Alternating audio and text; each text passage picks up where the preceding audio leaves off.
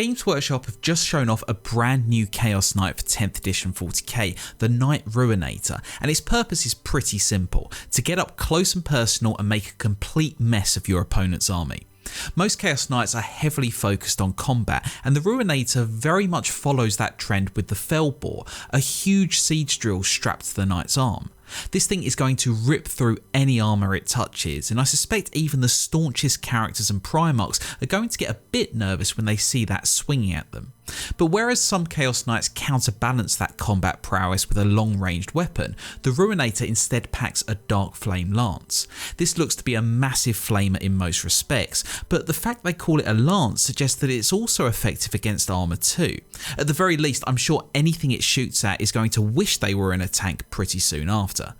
That said, the Ruinator does also possess a pair of chest-mounted Terra Pulse missile launchers, which could offer something to fend off infantry and hordes, which I'm sure many players will throw at it simply to try and keep it away from some of their more valuable units. In fact, the reveal article made an interesting point of saying that pilots of these infernal machines single out a particular target for their ire at the start of the battle. I think that heavily suggests how the Ruinator's abilities might work, and it's even more terrifying to imagine this thing charging across a cityscape and weathering huge amounts of firepower simply to hunt me down. We'll have to wait for the codex to come out to see how all of these weapons and rules work, but it shouldn't be too long. What I will say though is that the artwork for this Chaos Knight codex is absolutely spot on, and I really hope they bring this to the Warhammer art store because it will make an incredible framed print. But what do you think about this reveal, and what do you hope to see next? Let me know in the comments.